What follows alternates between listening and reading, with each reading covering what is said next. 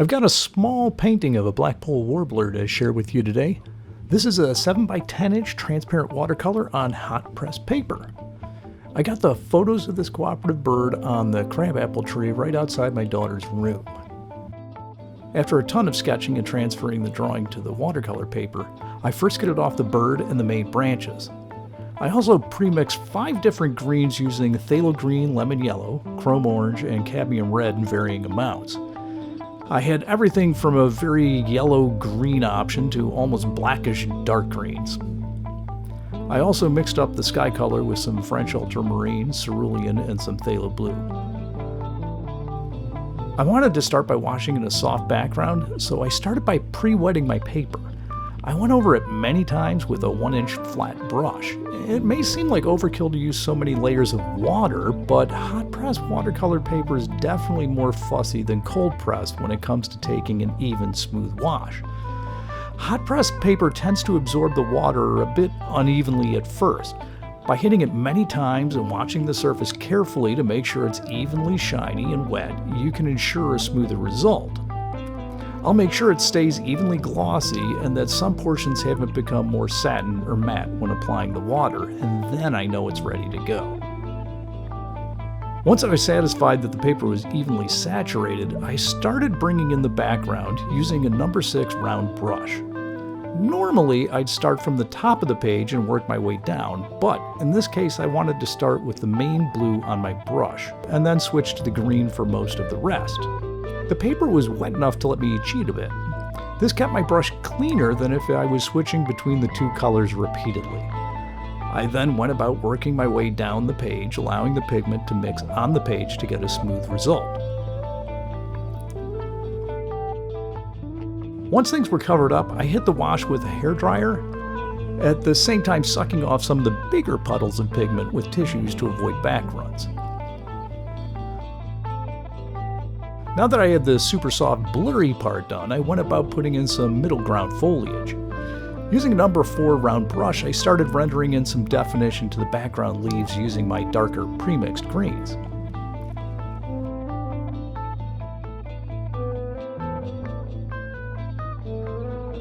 I was painting out the leafy shapes while retaining some lost edges. I wasn't really basing this on the photo reference at this point. I was just trying to keep in mind where the main foreground would require lights or darks to have good contrast in the end. I was also planning in where it would be nice to have some quiet spaces with a little less detail and contrast for the eye to relax. As I progressed, I switched to a number 2 round brush for the finer details. It can be hard to know when to stop working on a background. Lately, I've been trying not to finish every last detail while the first skid is on, so I'm less likely to overwork things. Sometimes less detail in the background actually looks better. Your eye fills in a lot of information in those areas, so sometimes you're better off with a light suggestion of shading and detail rather than spending forever rendering every last element. This part of the painting's always fun because you see what's on the page and you just react to what's there. It goes in quickly and you may have a little edge from the first background wash that you can turn into a leaf, or maybe adding a few brush strokes will push an area more into shade. Things sort of magically appear as you go. Once I had the bulk of the background finished, I removed the frisket. Seeing the white of the page on that rendered background is always a bit of a shock, so I try to cover as much of that white as soon as possible. I had a recording fail when I started putting in those initial foreground washes, so you'll see a bit of a jump in the progress here. I used many of my same greens from the background to render the leaves. For the branches, I used a mix of dioxazine purple, phthalo green, and cadmium red medium. Those were placed using a number 2 round brush. As a matter of fact, almost all the rest of the painting was done with a number 2 round brush. Those tend to be my go-to for the majority of these small 7 by 10 inch paintings. Most of the time I could get away with only 3 brushes. Those would be a 1-inch flat, a number 6 round, and a number 2 round. I'd say those are used for 95% of the time on smaller paintings like these. Anymore, I tend to do small watercolor paintings. I'll do 1 or 2 larger 18 by 24 inch or 9 by 24 inch pieces a year, but mostly work on 7 by 10 inch paintings. Why? Well, there are a bunch of reasons. First, the level of detail I like to put into my artwork tends to make them take a long time. My larger 18 by 24 inch super detailed paintings can take well over 100 hours. For a 7 by 10 inch piece with a detailed background, they can be in the 12 to 20 hour range just for the painting, not counting the sketches, transfers, and all the other tasks. By working small, I can finish a painting in a reasonable amount of time. It's also easier to store the smaller works that don't sell. The smaller pieces are also cheaper to frame, mat, and ship. For years, I did 10 by 14 inch paintings. That was a size I really liked, but those were harder to scan in a flatbed scanner. You'd have to do it in a few passes and then seam everything in Photoshop. The 7 by 10 inch is one simple pass on the scanner. When my wife and I had kids, I decided that I'd work on smaller paintings so I could still create about the same number of paintings each year, but still have plenty of time with the kids.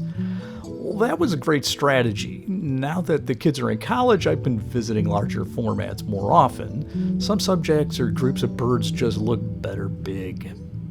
I think I prefer working on these small paintings most of the time. It seems to fit smaller birds and insects well.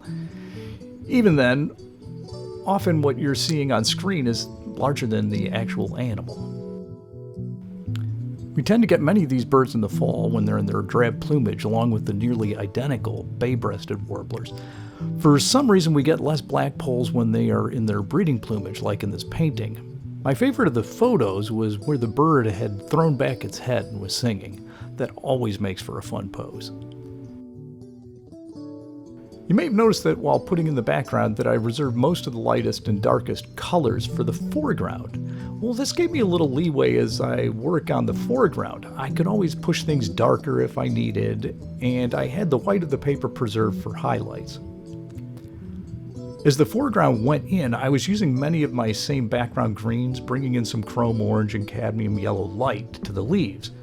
I also used some of those same warm colors on the dried petals, anthers, and stamens on the tiny apple blossoms that were starting to swell up. The sky blue and branch colors from my background went in on the underside of the curling leaves, so in general it was a limited palette for this painting. Pulling back on the number of colors can help things work together better. This apple tree had curly leaves that were lighter below. I chose to exaggerate that a lot in the painting. By amping up the difference in color between the top and the bottom of the leaf, I could have smaller areas of contrast with the super dark green shadows cast from the light curly part onto the green leaf top.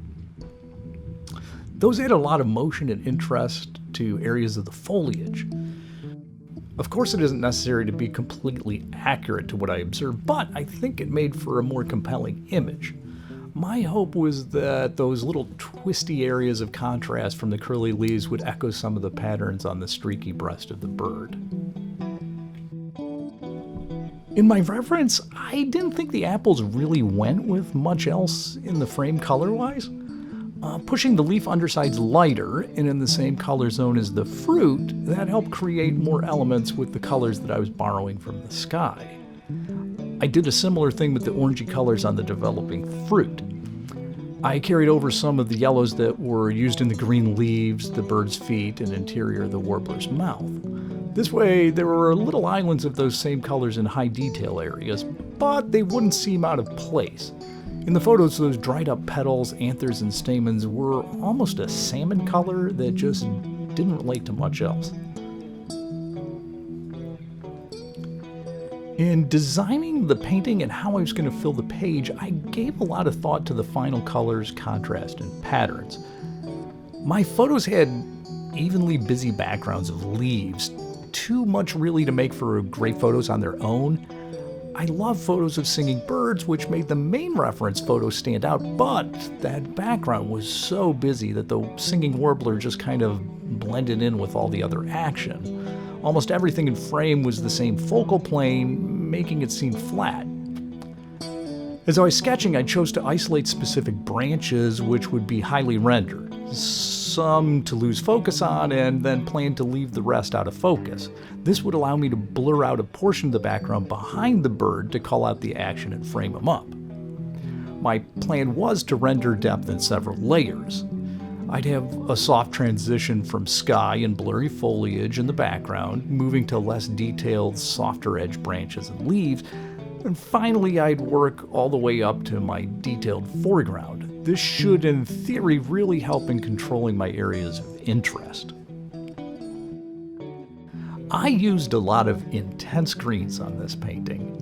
I'll often knock back the saturation of greens with a complement, usually cadmium red medium, but occasionally permanent alizarin crimson.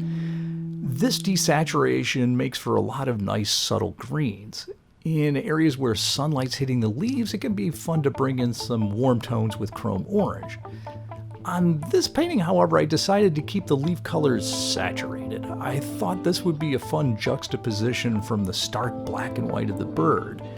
And having that saturation in the leaves would invite me to use more color in rendering the bird's blacks and whites, so I wasn't dealing with just some lifeless grays on all those feathers. Birds usually get most of the late painting attention because they go in so quickly, compared to the foliage and background, and this was no exception. I spent a fair amount of time really trying to round out the bird's belly with some interesting blue purples. I used my previous sky mix of ultramarine blue, cerulean blue, and some dioxazine purple for that part, with a little reflected green here and there for my leafy mixtures.